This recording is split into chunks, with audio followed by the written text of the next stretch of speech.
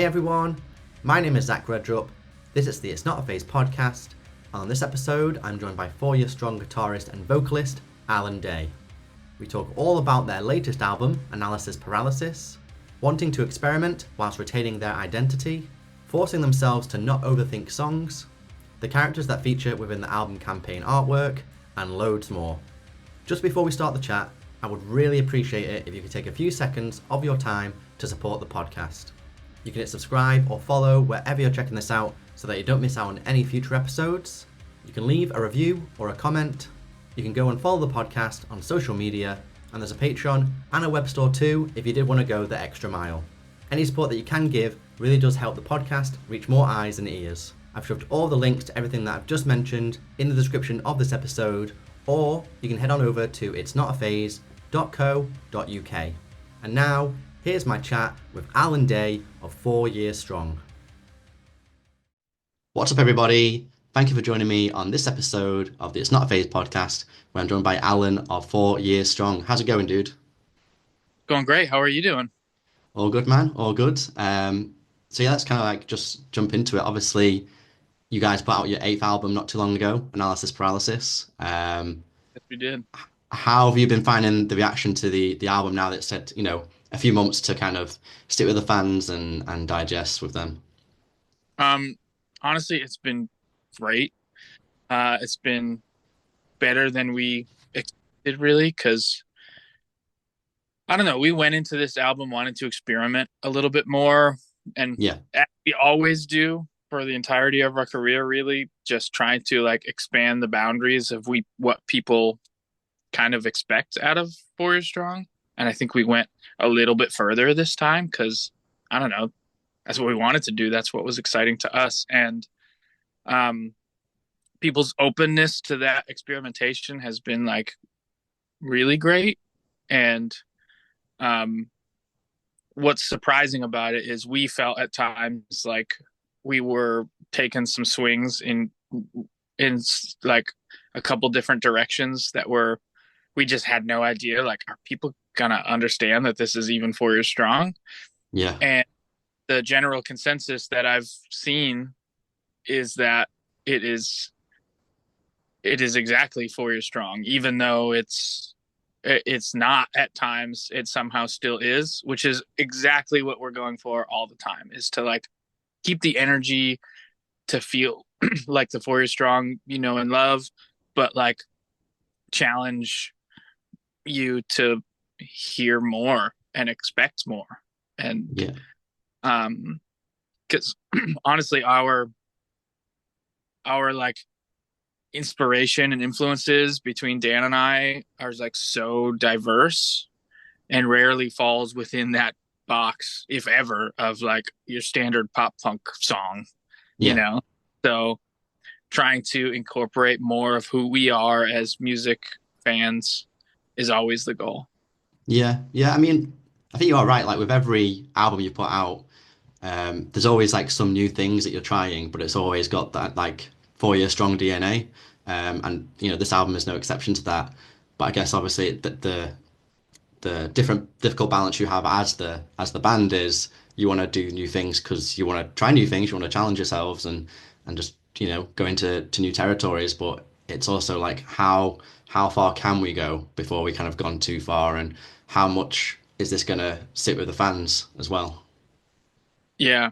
I mean, that's always a worry, because we went through one album in which we, for a lot of reasons, like a lot of exterior reasons, internal reasons, and things like that, we put out this record called In Some Way, Shape, or Form that was like too outside the box for the time, and it was just like a perfect storm of all the wrong decisions all at one time, I think. In hindsight. And we didn't think about the 4 Years Strong we were, and the 4 Years Strong that people knew to expect and enjoyed, and we only thought about like what else is there. And I think we learned the lesson the hard way, that that's not how you can do it. You can't put all this work in to who you are and build a fan base around who you are, and then just alienate them completely, without realizing how big of a part of who you are they are. Yeah. So I think, again, we learned that the hard way. And everything since then has always been, okay, the most important thing to us is our fans and our fan base and our touring and our live shows. And like, that's what's just always meant so much to us. But obviously every artist in existence always wants to expand upon a fan base or anything like that and grow to as big as possible. While also like scratching a creative itch for themselves, you know? So that's kind of what 4 Years Strong has been ever since, in some way, shape, or form, which is like, okay, we got to be 4 Years Strong, but how do we be 4 Years Strong in a way that feels more organic to us? Yeah. Because I think people can hear when it's really phoned in and doesn't come authentically. And I like to think a big part of the reason people connected with our first couple of albums, like Rise or Die Trying and Enemy of the World, is because that was exactly who we were at the time, exactly the music we wanted to play, we wanted to hear, we wanted to be a part of. But as we grew, what we wanted to be and what we liked, what we wanted to hear, what we wanted to play expanded. It wasn't just a pop punk song with a breakdown in the middle of it. It was more than that. Yeah. And we feel like we did that version, and that's kind of why In Some Way, Shape, or Form came in at like a weird, like, just left turn, not necessarily a like a merging of two things. And I think trying to incorporate more of ourselves authentically into the music is what, this is a little bit me being a hopeless romantic when it comes to music, but like, I like to think that's why the newer music we do, the more we try to incorporate ourselves into the music and not just the expectation, is what makes people connect with it more than they did with In Some Way, Shape, or Form. Or more than if we were to just be like, I don't know, just do what people want. Who cares? Just just write a song that sounds like Rise or Die Trying, but like those people anymore. So, but we are the same people, so we are like, and our process is very similar to how it always been. And Dan and I, when we write songs together, just kind of like, for the most part, just kind of sound like 4 Years Strong songs at the end of the day. Yeah. So we kind of learned with analysis paralysis that we can take further steps outside of that box. And as long as it's not like I don't know, just a straight up country song or something, or a R&B song, like as long as it lives within the rock territory, it kind of just sounds like 4 Years Strong. Yeah, but you can put like elements of that in there, which I think you put bits in there, don't you? Because you don't want to write the same album over and over again. That'd be boring for you. That'd be boring for the fans. And yeah, that's exactly the case. Yeah. Well, I think I heard that you went into the studio with this when you were making this album, and you didn't have any completed songs at all. Is that true? Yes, that is like 90% true. We had the only song that kind of existed in its most like recognizable form. There were two, I think. There was Out of Touch and Bad Habit, I think, were the only ones that like would maybe be recognizable from the demos. And then everything else just kind of like, we had a handful of like riffs and ideas started, but nothing really felt like it was part of our new record, which is why we went into it thinking we had nothing. Like even even the idea of Out of Touch and Bad Habit, we didn't know if it was going to be on the album because we kind of hit this like we don't even know what this new album is, and what the next generation of Four Year Strong sounds like. So we just went into the studio, and instead of postponing making the album, even though we weren't ready to, we just kind of switched gears from it being recording the album to writing the album. And we locked ourselves in Will Putney's studio for a month and just wrote every day. And it was fucking painful. Hitting serious writer's block out of the gate. But I think what really like started to help us make some like have some momentum was just letting even the bad ideas flow and just like getting as much out as possible, because bad ideas are still ideas. And the hardest part of writer's block is when there's no ideas. Yeah. So when we had ideas, we were just getting them out. And, every day we were writing multiple riffs, multiple, like kind of demoing out like a sketch of a song structure, whether it had vocals or not, mostly not, until we started to piece together like, oh, these ones are actually pretty cool. And this direction is kind of cool. So what if we do that here? And then we started to piece it all together. And I don't even know how it all came together as well as it did. Because it was pretty atypical of our writing process to like write a whole record all in one like session. Like it's always a mix of like, oh, we wrote for a couple weeks here, we demoed a couple things at home, did this, and then we come to the studio with like, here's the record, basically. But this was like showed up and just had to create it out of thin air, and it was very stressful at the beginning. Was it worth the stress? Absolutely. It's with my favorite album we've ever done, and I know most artists would say that about new music that they put out.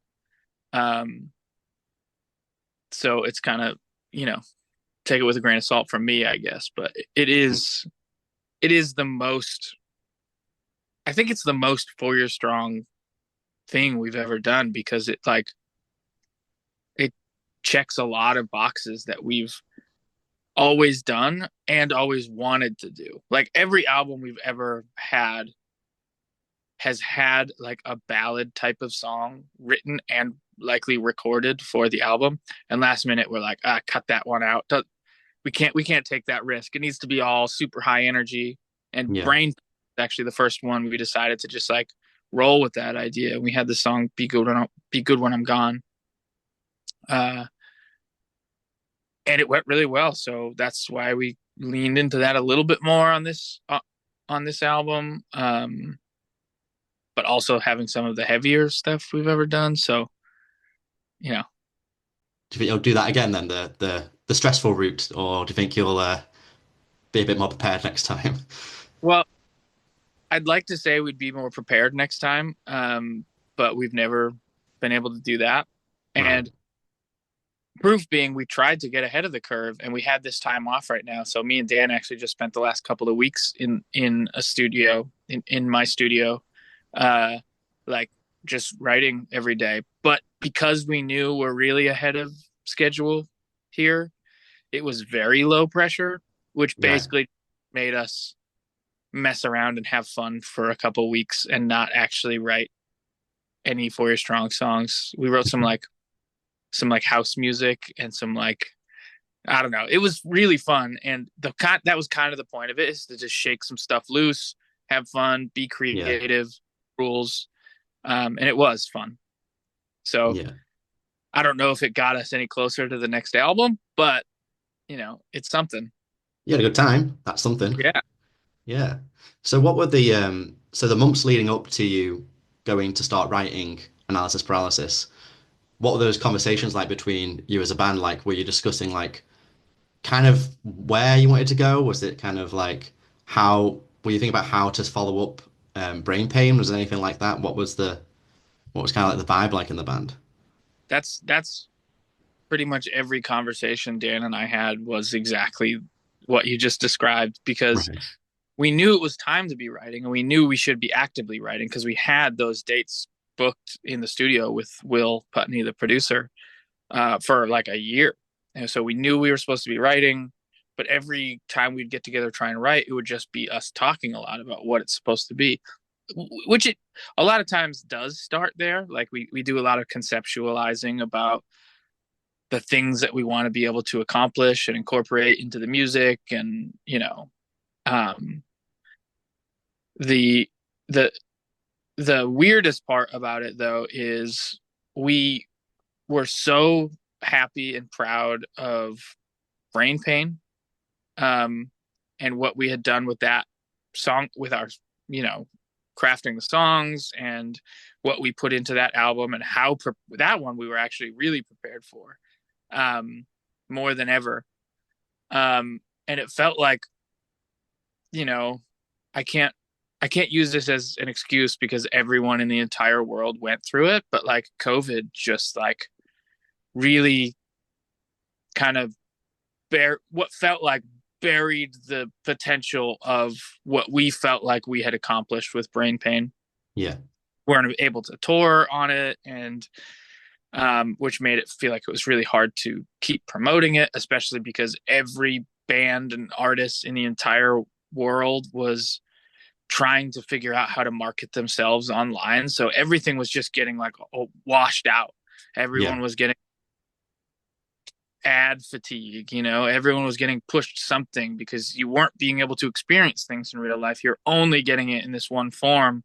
And people were doing all kinds of stuff that like it was hard for us to keep up with. One, because we're just bad at social media to begin with, and two, because it was hard to break through the noise. So we hold Brain Pain in a very special place in our hearts, as feeling like, we didn't live out the entire life of Brain Pain. So how are we supposed to move on from it already? Yeah. So writing, we were kind of like holding Brain Pain as like, was that our fucking masterpiece? How are we gonna beat that? And I don't know that anyone else feels that way, but I think again, through some emotional connection with COVID and all that, like we were just like in our own heads about like, I don't like it's gonna be so hard to beat that. We were so happy with it. And funny thing is, part of the reason that the new album was called Analysis Paralysis is because we were using that term regularly when we were trying to write the album, is because Right. it's like there's so many things when we were conceptualizing that like then it would be time to pick up a guitar, and we had overanalyzed it to a point where we can't even make anything come out of the guitar, Yeah. because nothing I play does the like fits the descriptions we've talked about for months.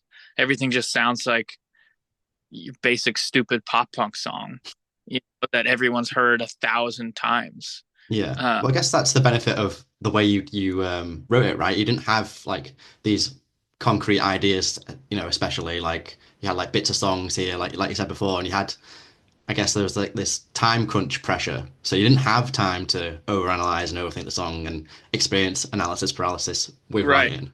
Yeah, I agree. And Dan actually brought that up recently when we were talking about it, because in hindsight, that seems really clear. Like some of the weirder stuff we did, we didn't have time to overanalyze whether it was right or not. We just had to go with the idea. And if we were excited about it in the moment, like a big one was like the opening track, Aftermath Afterthought, like that whole intro, like with the bass sequencer and like the industrial sounds. We were just having fun with that. Like, Yeah. I don't know if in the moment we thought it was actually going to end up to be a For Your Strong song on the album.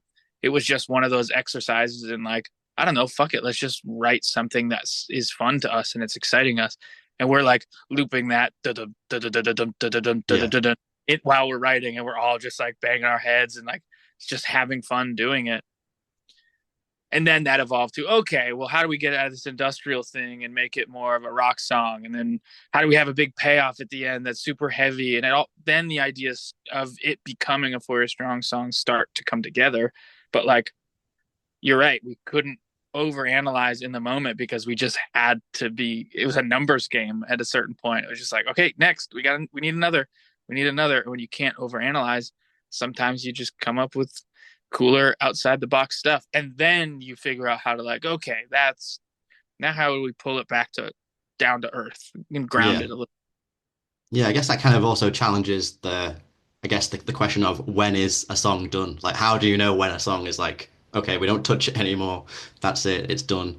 Well, that's really, to me, where a producer really comes into play, Yeah. uh, because I'm a producer. I work with artists all the time, and though I have all the skill sets I think that are important to a producer's role, I feel like it would be impossible to completely self-produce because, yeah, me and Dan would just keep spinning the wheels because it's not perfect yet, or it could be something else, or what about this option? We didn't even think of that.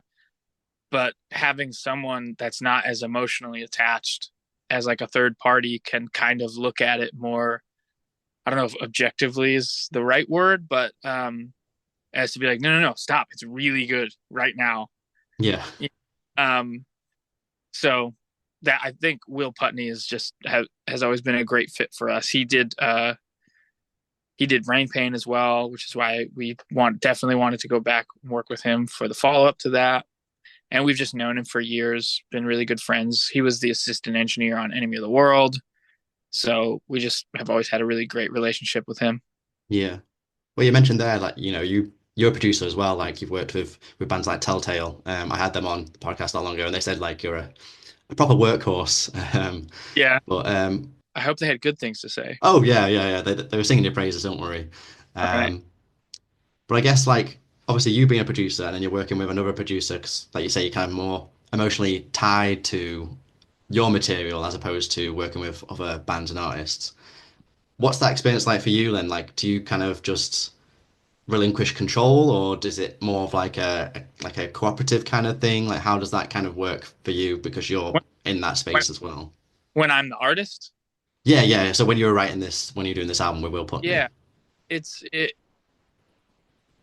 honestly is kind of easy to like compartmentalize those roles and like take off the producer hat when I'm in writing mode, um and like playing mode, because I've I don't know, honestly it's kind of nice that if I want to record a guitar and focus on how I'm playing and how the guitar is reacting to my fingers and like really try and get a performance, that I don't have to think about whether or not I'm clipping the preamp or if I'm over compressing something or if something's out of phase. Like, not having to think about the technical side of things is like really nice, a nice right? luxury. Um, because that has to be my focus all the time when I'm working with other artists. So just kind of letting go of that is really great. Yeah, yeah. I noticed as well, like, so analysis paralysis is your second rhyming album title in a row after Brain Pain. So Yeah, you've got to do a third one in a row now, I think, for the next one. I know it. And so, yeah, the title of the album kind of came pretty organically because, similar to writing the album, we had no idea what to call it. We just had Right, no idea. Typically, in years past and past releases, the first step, if we don't have like a vision yet for the album title, there'll be like a lyric that we wrote in a song that might stand out, um, as something cool. Like Enemy of the World is an example. It was just one of the songs on the album. We were like, that's kind of that could be a cool album title. Same with Rise or Die Trying. Um, and uh, when Brain Pain was a joke title, because the story behind that is stupid. We would quote the movie The Water Boy all right. the time when we were tracking vocals with Will on that record. Cause like, you know, you do a take where you're screaming at the top of your lungs in this long note, and then you stop, and all of a sudden you go lightheaded, and then you start to see stars, and you get this headache, this like swelling headache, and we called it the brain pain. And at one point we were just like chatting with Will, and he was like, "You should just call it brain pain," and we were like, "Ah, that's funny," and it kind of moved on. And then for whatever reason, we were just like, "Wait, maybe that's cool." And then fast forward to again this special place we held in our heart that we feel like brain pain didn't get the life it we wanted out of it because of COVID. We joked about calling this record Brain Pain Part 2. Right. And we were on a call with our manager and the art director for the album, because he, you know, to come up with the artwork and all that, we kind of wanted to know the title of the album, so there was some kind of like Cohesion connect. kind of thing. Yeah. Yeah. So we were just talking about that, and we were talking about Brain Pain Part 2, and someone came up with how like it'd be cool to have like the rhyming or some kind of alliteration or something like that, and we just couldn't come up with anything. And then at one point I just said in the conversation, like, honestly, we could call the record fucking anything at this point. There's so many options that I'm starting to have like analysis paralysis about it. And Ben Lieber, the art director, right away chimed in and was like, "That's what you should call it." And we were like, interesting. He's like, because it has the same like rhyme thing. So we loved it right away, and it was like, yeah, that was it. Yeah, it just seems like everything with this album just came out of like just not overthinking things. Like it just kind of just flowed organically. Well, no, it came from overthinking stuff so much to a point where we had to relinquish all control, and then it somehow came through. Yeah. Like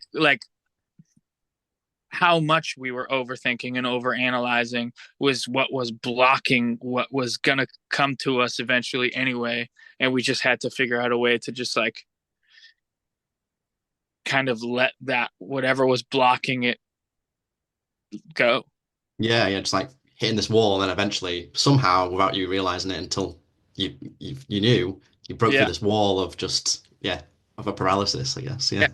Because I it's kind of annoying that we named the album that, because I would use that term a lot because I deal with that all the time. Like when there's just too many options and you have to figure out like what is the best one. Like I Yeah. would use it, I don't want to say regularly in conversation, but it was a term that I would use, and especially with Dan when we were writing, the term came up a lot just in conversation.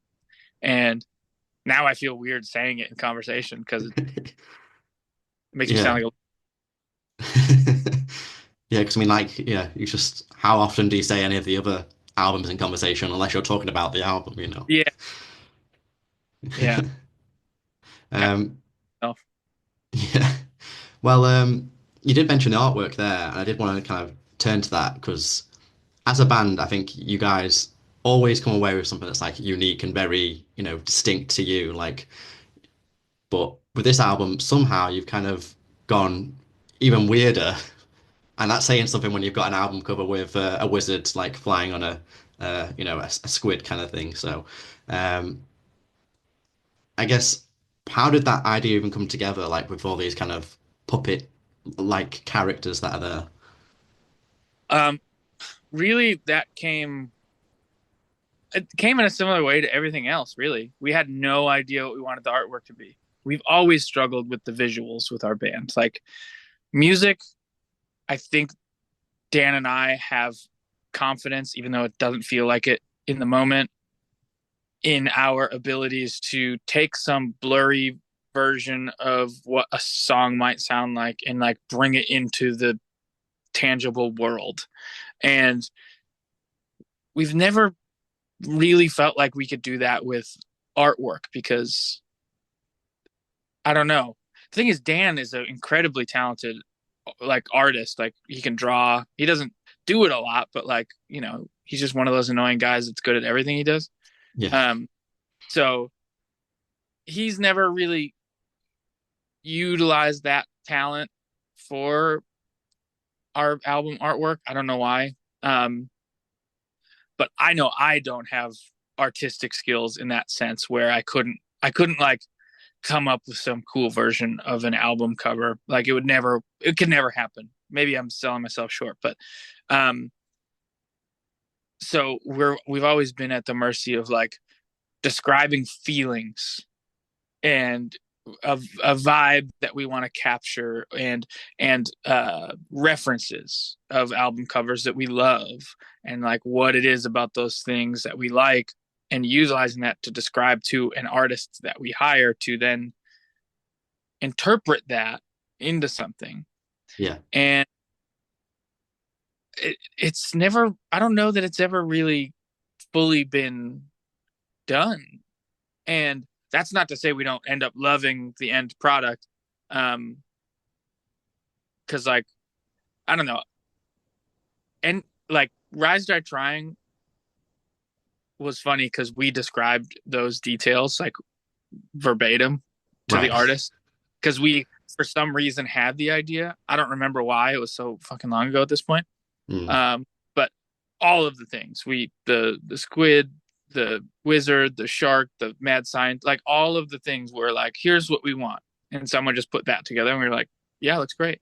Yeah. With Any World, same thing. It was described in detail, like the rubble of skulls and tires and trash on this like mystical island or planet that you don't know and that has multiple moons and it's kind of in the forest but it's also desert and like and Alan's gonna be half centaur and like literally every detail was spelled out. So I guess we did have the visions at that time, but kind of ever since then we hit a wall.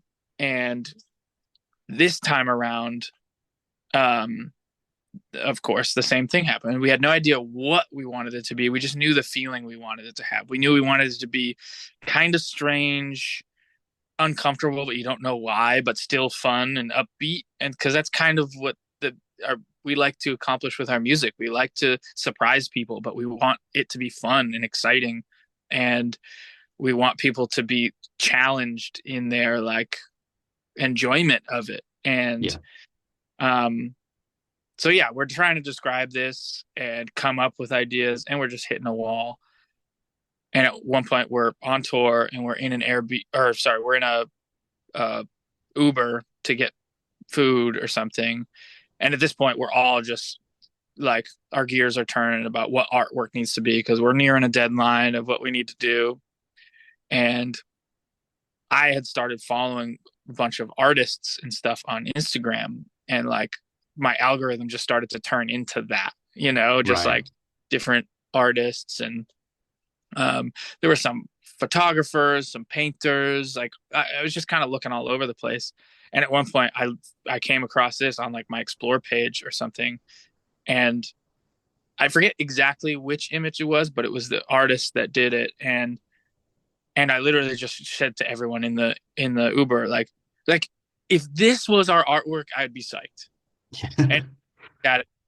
Yeah, that's fucking insane. And then we all just started passing it around because it's an artist that like does a bunch of the different ones. Like you can see on our artwork, there's a bunch of different ones. So those Yeah. were all in existence that we ended up just licensing from the artist. And we didn't know anything about the artist at the time. We just knew we loved the images. And and we basically just licensed like a group of them that we liked, that because some of them weren't available because other people had purchased them. Like I remember one of the ones we wanted, like Gucci had used for like an ad or something. All I don't know. right. But yeah, we basically had this bank, and then we just had to decide which one we wanted to be the cover and things like that. And yeah, so it was just a matter of like, again, over analyzing to a point where it just kind of presented itself to us, and we just had to go with that. And like full transparency, because it was kind of a polarizing idea. and I still don't even know how I feel about it, is we later found out the artist just uses AI Hmm. as medium, um, which I so am sitting on like a blurred line of what is right and wrong on that, because I I feel like at some point someone probably thought a camera was cheating because you didn't have to sit down and paint the landscape. You could just press a button and all of a sudden you have the whole landscape in a Yeah. photo. Yeah. Or and fast forward to Photoshop, when people were first doing using Photoshop to like edit photos. Is that just like, what's the point? Like, where do you draw that line? And this artist, his name's Blatant Space, he very much uses AI to a degree in which he's like figured out his, like, you can see all the images that are on our album artwork. That's just his style. He's somehow, because I think everyone has been curious enough to mess around with AI and what you can get out of it and what it can do. I've tried messing around with it, and everything looks like that weird, like, thing, when that video of Will Smith eating spaghetti first came out, like, Oh yeah, just it bizarre. looked at all real. And I think the reason it wasn't flagged to us as AI when we first saw it, one, because it wasn't as much at the time, it wasn't as like much of a hot topic.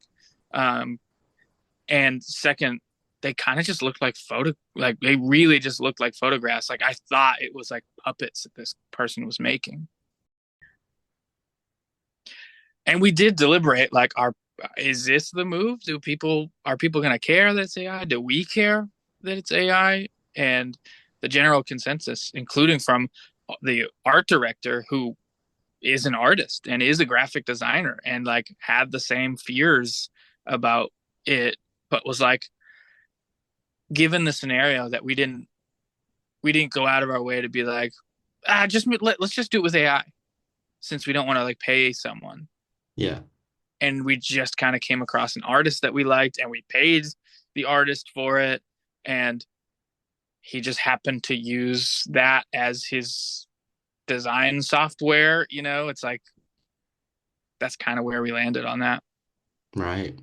Have you have you given the dog or any of the other characters a name yet? Have they got names or we not No, have? No. no, we think about it all the time, and it comes up all the time that we should have named the dog for sure.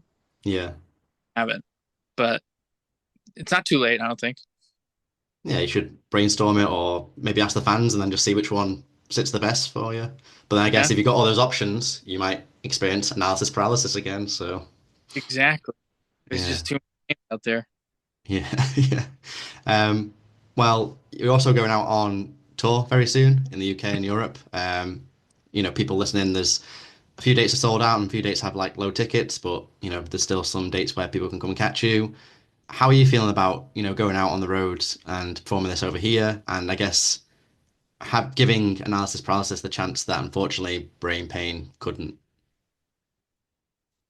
Um, I'm extremely excited because the UK specifically has always been one of our favorite places in the world to play. I don't know what it is, but it's always just been one of our best markets, biggest shows.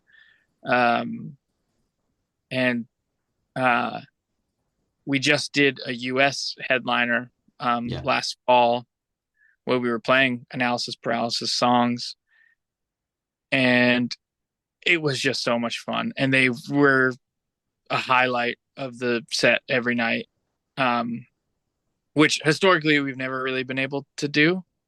Right. It's people want to hear freaking Wasting Time and Heroes Get Remembered, and then we're like, all right, well, we're gonna play a new song, and it kind of lulls for a minute, and then they get excited again when another old song comes in, which I've experienced as a fan as well, where you go to a show and you're just not as familiar with the new stuff. It's not like Yeah. you're playing it or anything, you just don't know it as much. And this is kind of the first time. Well, Brain Pain did it for like the week of shows that we did get to play Yeah, that, before. that that heavy touring schedule you managed to get. Yeah, we experienced a taste of it there. Yeah, Uh, yeah, this record has really been the first time we've got to fully experience like an excitement from us and the crowd and how we feed off of each other about new music. And like we opened with two new songs back to back. We've never been able to do that. That was like we would never have even considered doing that in the past because it's just like too much of a risk to start the set on like a low point, you know? yeah, yeah, But the room just like went off for these songs, and I'm hoping it's the same in the UK because, you know, they've always been such a great audience. Um and it's been so long since we've been there. So between that and Brain Pain, which we've never played any Brain Pain songs over there, I don't think. yeah, yeah. I No, don't think so. maybe Maybe I can't remember. It's a long time. think we played a slam dunk post COVID, but I could be wrong. It all time is like ridiculous to think about at this point. Yeah, especially post-COVID. Like, if you look back on those years, like at the time they seemed to take so long, like such a long year. But then when you look back at it, because I think every day was the same. There's no Yeah, like things you can pinpoint, so it just seems like it went so quickly. yeah, it does. And when I think about like 2019, it doesn't feel like it was 6 years ago. Yeah, It yeah, feels like it was 2 years ago. yeah, Um, but yeah, we're really excited to get back over there. One, again, because it's been so long, and two, because we've just been having so much fun playing these new songs. Because that's what this record was designed for, and at every turn was how it would apply to a live show. Because, like I said before, that's just always been such an important part of the 4 Year Strong equation is like playing live, um, and like bringing an energy to a show that is just like you can't not physically get involved in, um, whether it's just banging your head, tapping your foot, or jumping off the stage and you know going ham. But we that was just such a big thing at every turn when we were writing the album. Like, what's the actionable moment here? What's the crowd doing here? Like, what do yeah, we want in the next section, and how do we make sure that it applies when we start doing it? Um, so we're just we're looking forward to just the whole year of like experiencing how these new songs are like sitting with people and how they react to it live. And the US headliner was great, but it was also still very fresh. So the longer people are living with it, like I'm just excited to see how people's engagement with it evolves. yeah. Well, speaking of the year ahead, what else is planned for 2025 so far that you can talk about? That I can talk about? Nothing. Yeah, very much. Yeah. Just just a lot of stuff in the works right now, that I've been emailing nonstop about. But yeah, just UK, Europe right now is all that's on officially on the books that I can talk about. Um, so that's where we're putting all our energy right now. Sounds good, man. Yeah, really exciting. I'm sure, though you're keeping it secret, there's loads of good stuff in the pipeline. So, yeah, thank you again for coming on and talking to me. Any final words? Anything you want to say or plug before I let you go? Um, no, just hopefully that what I had to say about this album is intriguing enough for anyone who hasn't checked it out to give it a shot, whether you've ever been a 4 Year Strong fan or not. I don't know if you'd be listening to the podcast with me on it if you didn't know who the band was. Yeah, Uh, but um, check it out because it's a lot of fun. I 100% agree. It's a great album. So, yeah. Thanks again, Alan. I'll let you go. I'll hopefully be at the Manchester date of the tour. So, Sweet. yeah, I'm really looking forward to it. Awesome. Well, hopefully I'll see you there. Absolutely, dude. Yeah, I'll let you go. Take care of yourself. All right. Thanks for chatting. You too. Bye now. Bye. And that's it. Thanks so much for tuning in to It's Not a Phase. If you enjoyed this episode, then don't forget to hit subscribe so you don't miss out on any future episodes. Leave a thumbs up if you're watching on YouTube. Follow the podcast on social media, and maybe even join the Patreon or grab some merch from the store. You can find everything that you need at itsnotaphase.co.uk. That's itsnotaphase.co.uk. Thanks again. Hopefully catch you on the next one. And remember, it's not a phase, it's a lifestyle.